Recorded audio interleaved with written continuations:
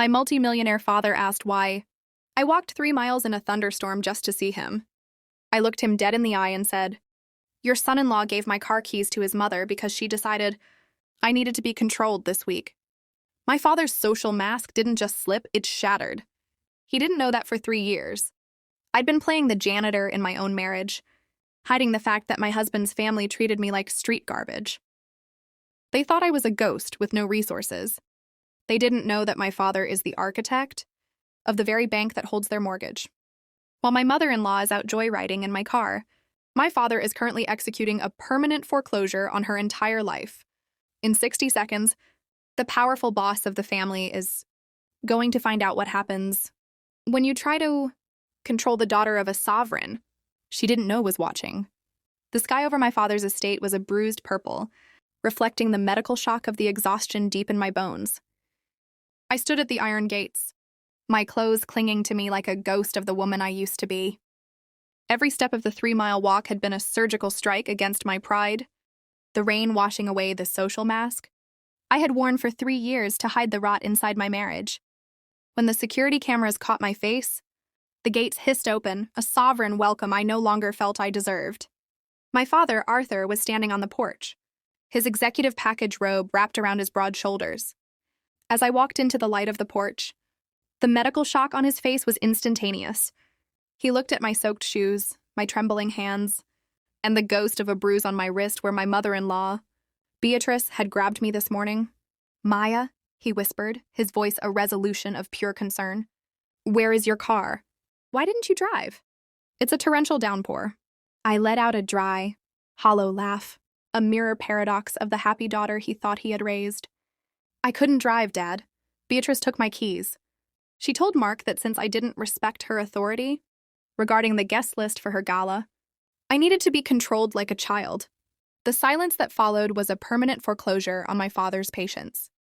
I watched his sovereign composure shift into a surgical strike of focused rage.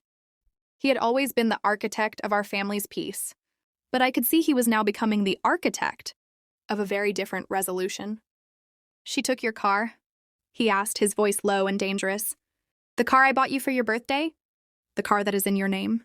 She said everything in their house belongs to the family sovereign. "And that's her," I replied, shivering as the medical shock of the cold finally set in. Mark just stood there. "Dad." He told me his mother was just trying to teach me a lesson about being a team player. He told me I was acting like a janitor who didn't know her place in an executive package family. Father led me inside, his hand a vantage point of strength on my shoulder. He sat me down in the library, a room filled with the glow of expensive wood and leather, a world away from the hallway of insults I lived in with my in-laws. He didn't call the police. He called his personal architect of finance, Mr. Sterling. "Maya, listen to me," he said, kneeling in front of me with a sovereign intensity. "Beatrice thinks she is the powerful boss of her little empire because she holds a mirror paradox of wealth over your head. She thinks you are a ghost with no resources. She has no idea that she's been joyriding in a car that is currently being tracked by my security team." He stood up, his social mask completely gone, replaced by the face of a man, ready to execute a permanent foreclosure on a legacy. "She wants to control you? Fine, let's see how she feels. When the architect of her husband's company debt decides to trigger a status flip on her entire lifestyle." "Dad, I don't want to cause a surgical strike on Mark's career," I whispered, still caught in the mirror paradox of my loyalty. "Mark made his choice the moment he chose a powerful boss mother over his own wife," my father replied, his voice a resolution of finality. "He thinks he's an executive package husband, but he's just a janitor for his mother's ego. Tonight, Maya, the ghost in that family, is going to become the sovereign. And Beatrice is going to find out that when you take a car from my daughter, you lose the house you parked it in." As I sat by the fireplace, the glow finally warming my skin, I realized the humiliation was over. My father wasn't just my protector. He was the architect of a status flip that would leave Beatrice in a medical shock she could never recover from. The medical shock of my arrival at my father's house had barely begun to fade when my phone vibrated with a surgical strike of a notification. It was Beatrice. My father motioned for me to put it on speaker, his eyes narrow as he maintained his sovereign composure, ready to record every word for the resolution he was already building. I pressed the button with a trembling finger, and the glow of the library was immediately pierced by my mother-in-law's high-pitched, mocking laughter, the sound of a powerful boss who truly believed she had achieved the ultimate status flip over my life. "Oh, Maya, I hope you enjoyed your little walk in the rain," Beatrice sneered, her voice dripping with the unearned vantage point of her social standing. "Mark told me you ran off like a ghost when I took the keys, but I assume you found a hallway or a bus stop to hide in by now. I just wanted to let you know that your car handles beautifully, much better than that janitor attitude you've been sporting lately. I'm currently at the Executive Package Country Club, and everyone is absolutely admiring the glow of the interior. It really is a shame you don't have the status to be here yourself tonight." I looked at my father, whose face was a mirror paradox of icy calm and white-hot fury. He gestured for me to respond, to keep her talking while his own architect team executed the first phase of the permanent foreclosure on her arrogance. "Beatrice, that car is in my name," I said, my voice a ghost of its former strength but gaining a resolution I hadn't felt in years. "You had no right to take it. You're committing a surgical strike on my life for no reason other than your own need for control." "Control? Darling, I am the sovereign of this family," Beatrice laughed, and I could hear the background clinking of champagne glasses, the sound of powerful bosses celebrating their unearned executive package lifestyles. "Mark understands that. He knows that everything you have, the house, the glow of your social standing, even your dignity, is a mirror paradox that only exists because I allow it.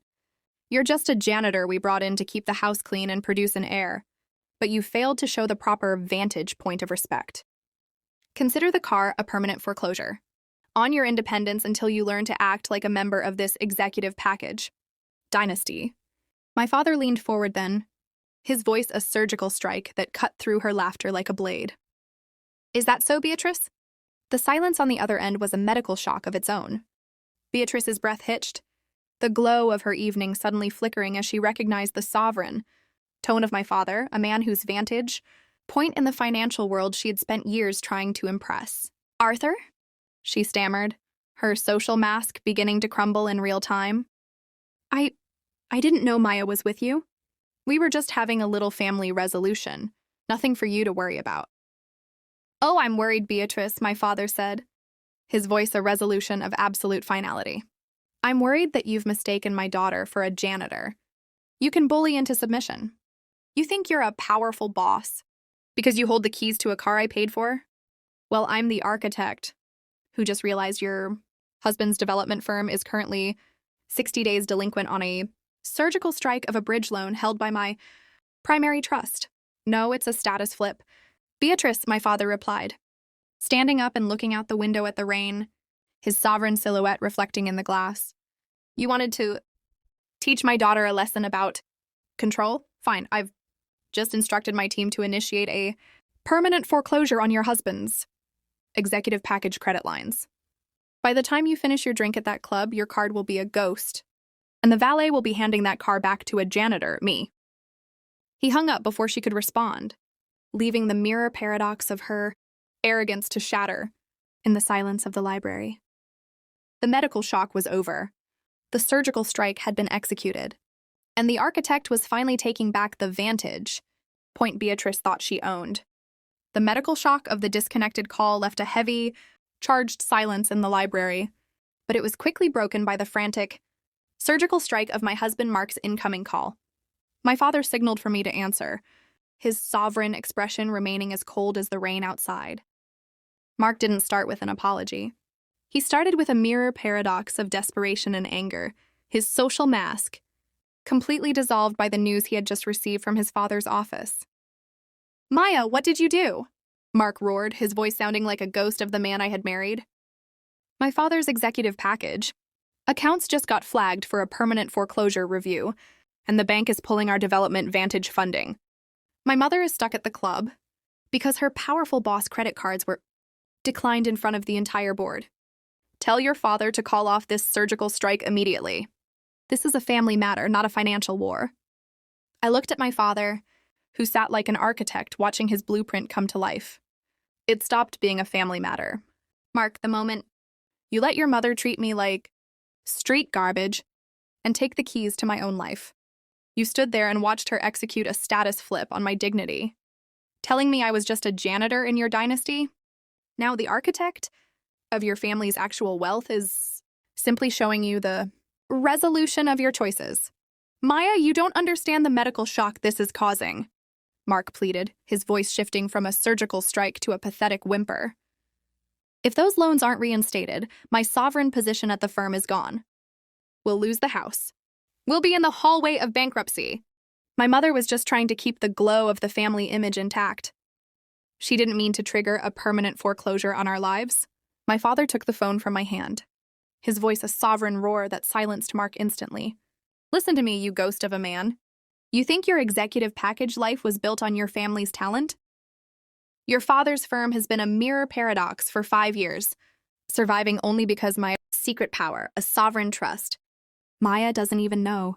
The full extent of has been quietly guaranteeing your vantage point. I allowed you the glow of success because I thought you would protect my daughter. But since you've decided to let your mother act like a powerful boss over her life, I've decided to execute a resolution of my own. Arthur, please, Mark gasped, the medical shock of the revelation finally sinking in. We can fix this. I'll get the keys back. I'll make her apologize. An apology is just a janitor's mop for a flooded basement. Mark, my father said with a surgical strike of finality, the permanent foreclosure on your family's credit is already signed. But here is the status flip for you. I am giving you 1 hour to choose your vantage point. You can either remain the ghost son of a woman who is about to be street garbage, or you can bring my daughter's car to this estate, sign a sovereign confession of your mother's financial abuse, and file for a resolution of your marriage. You're asking me to betray my mother? Mark whispered, the mirror paradox of his loyalty tearing him apart. I'm asking you to stop being a janitor for a tyrant and start being the architect of your own soul, my father replied. If you don't, the medical shock of your permanent foreclosure will be absolute by midnight. Your executive package life is over, Mark. The only question is whether you want to be a sovereign or a ghost in the wreckage. He hung up, the glow of the library feeling warmer than ever. I looked at my father, finally seeing the secret power he had held over them all along. He wasn't just a powerful boss. He was the sovereign who had been protecting my vantage point before I even knew I was in danger. The status flip had moved beyond a car. It was now a permanent foreclosure on the very foundation of Beatrice's world. He'll choose her, won't he? I asked, a resolution of sadness in my heart. Then he'll be a janitor in a house that's about to be seized, my father said, his surgical strike of a plan moving into the next phase. Either way, Maya, you are no longer their ghost. You are the sovereign of your own future now. The medical shock of my father's secret power was still settling in when a set of headlights cut through the rain, signaling a surgical strike of a confrontation at our front gates. It wasn't Mark, it was Beatrice, driving my car with a sovereign arrogance that suggested she still believed her social mask could protect her from the permanent foreclosure of her reality. She stormed out of the vehicle, her executive package evening gown soaked, her face a mirror paradox of rage and fading glow. She didn't realize that my father had already transformed the estate into a vantage point of absolute legal authority. Arthur, Maya! This surgical strike on my family's reputation ends now. Beatrice shrieked as she reached the porch, her voice a ghost of its former powerful boss authority. I am the matriarch of a dynasty. You cannot simply execute a status flip on our credit lines because of a minor family disagreement over a car. I have brought the keys, but I expect a full resolution and a public apology for the medical shock. You've caused my husband's firm. My father stepped into the light, his sovereign silhouette casting a long shadow over her. Standing beside him were 2 janitors of the law, uniformed officers, and a man holding a permanent foreclosure clipboard. You're right about one thing, Beatrice, my father said, his voice a resolution that silenced the wind. This status flip is indeed ending, but not in the way your executive package delusions predicted. You didn't just bring the keys to a car. You brought yourself to the scene of a crime. Beatrice froze, the medical shock finally breaking through her social mask. Crime? What are you talking about? It's a family car. It's a surgical strike of grand theft, Beatrice, I said, stepping forward with a glow of newfound strength. The architect of this situation, my father, has the original bill of sale and the sovereign title in my name. By your own admission on that recorded call, you took this vehicle to control. Me, an act of permanent foreclosure on my civil rights and a clear mirror paradox of your supposed family values. The officer stepped forward, the surgical strike of the handcuffs clicking in the quiet air. Ma'am, we have a sovereign statement from your son, Mark. He has admitted that you took the keys against the owner's will to execute an executive package of domestic coercion. Beatrice's scream was a medical shock of its own, a ghost of a woman realizing she was no longer at the vantage point of her social circle. Mark? My own son betrayed me for this janitor. He didn't betray you, Beatrice, I said, as the architect of my own future. He simply chose a permanent foreclosure on your tyranny. He realized that being a ghost in your hallway of control was a mirror paradox of a real life. He's currently at the executive package apartment, packing your things into street garbage bags. As the officers led the former powerful boss away, my father handed me the keys, a sovereign symbol of my returned independence. The glow of the estate felt pure again. The medical shock of the last few hours leading to a resolution, that was finally in my favor. Beatrice had wanted to control the janitor, but she had only succeeded in triggering a surgical strike on her own vantage point. The status flip is complete. Maya, my father whispered, his sovereign hand on my shoulder. Now, let's go execute the permanent foreclosure on the rest of their debts. The medical shock of Beatrice's arrest had sent ripples through the city's high society, but the architect was far from finished with the resolution of our family's suffering. While Beatrice sat in a cold holding cell, stripped of her executive package, jewelry, and her social mask, my father was busy finalizing the permanent foreclosure on her husband's crumbling empire. He had spent years as a ghost benefactor, quietly absorbing their bad vantage investments, and now he was ready to execute the surgical strike that would turn the powerful boss into street garbage. I met Mark at the family's downtown office. The next morning, a place that used to radiate a glow of unearned sovereign wealth. He looked like a janitor who had been working for 48 hours straight. His executive package suit wrinkled and his eyes hollowed by the medical shock of his mother's downfall. He held a ghost ledger in his hands, the mirror paradox of his family's finances finally laid bare. It's all gone, Maya, he whispered, his voice a resolution of total defeat. Your father didn't just pull the funding. He triggered a status flip on every subsidiary we own. My father is in medical shock at the hospital, and the lawyers are saying the permanent foreclosure on the house is already in motion. We are street garbage in the eyes of the board. I didn't feel the glow of triumph I expected. Instead, I felt a sovereign sense of justice. Mark, your family treated me like a janitor in my own home because you thought your executive package lifestyle was a birthright. You allowed Beatrice to treat my vantage point as a mirror paradox of your own importance.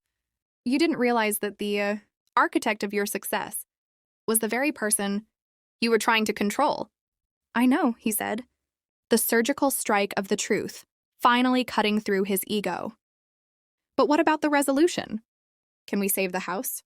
The house is already under permanent foreclosure by the Ether Group, my father's firm, I replied, standing with a sovereign finality. And as part of the final settlement, I am the new powerful boss of the property deeds. Beatrice won't be returning to a mansion. She'll be returning to the hallway of a halfway house if she's lucky. The medical shock on Mark's face deepened. You're taking it all? I'm taking back the glow you stole from me, I said, looking out the window at the city. The financial ruin isn't a surgical strike of revenge. Mark, it's the resolution of a debt you can never truly pay. You wanted me to be a ghost in your family? Well, now your family is a ghost in mine. Later that day, I visited Beatrice in jail. She looked at me through the glass, her social mask completely shattered, her vantage point reduced to a 6x8 cell. She tried to launch a surgical strike of insults, but the medical shock of her situation made her voice crack. You janitor, she hissed, though there was no sovereign power behind the word. You think you've won? Mark will never forgive you for this status flip. Mark has already signed the resolution papers, Beatrice, I said, sliding the permanent foreclosure notice for her home against the glass. He realized that being street garbage with a conscience is better than being a powerful bosses with a mother like you. Enjoy the financial ruin. It's the only executive package you have left. As I walked out, the glow of the afternoon sun felt like a sovereign blessing. The architect had finished the build, and the financial ruin of the toxic dynasty was the final surgical strike needed for my peace. The medical shock of the family's public fall had finally settled into a quiet resolution across the city. 6 months had passed since the financial ruin of Beatrice's empire, and the glow of the mansion on the hill had been transformed into something the powerful boss never could have imagined. I stood at the vantage point of the grand staircase, watching as the final surgical strike against my past was completed. The home that was once a hallway of control and executive package vanity was now the sovereign headquarters for the Shield Foundation, a sanctuary for women escaping the same mirror paradox of domestic and financial abuse I had endured. My father, the architect of this new beginning, stood beside me, his sovereign presence a constant reminder of the justice we had built together.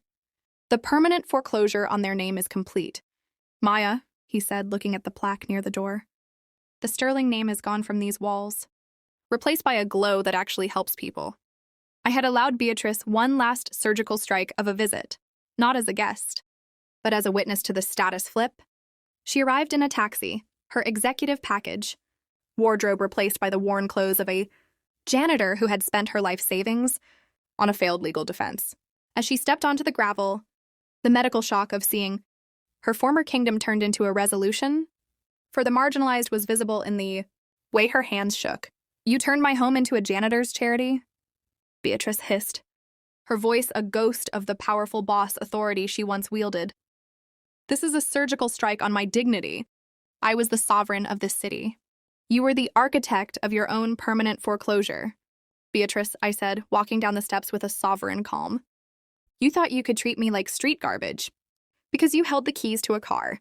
You didn't realize that the glow of this house didn't belong to you, it belonged to the ghost you tried to suppress. Now, the women in this hallway are the new powerful bosses. And you are just a janitor of your own regrets. Mark stood in the background, a ghost of the man who had once enabled her. He had finished his resolution of community service and was now working a modest job, far from the executive package luxury he had once craved. He looked at me with a medical shock of realization, finally understanding that the status flip was the best thing that could have happened to him. He was no longer a mirror paradox of his mother's vanity. He was finally finding his own vantage point. The ultimate justice isn't that you're poor, Beatrice, I continued, as the glow of the foundation's lights flickered on. It's that you have to watch the janitor. You mocked build a legacy that will outlast your permanent foreclosure. You wanted to control me, but you only succeeded in creating the sovereign, woman who just ended your dynasty. As Beatrice was led away, a ghost in the rain she had once forced me to walk through, I felt the final resolution of the medical shock. The architect had finished the build. I wasn't just my father's daughter or Mark's wife. I was the sovereign of a new life where the status flip was permanent. And the ultimate justice was the peace I finally found in the light.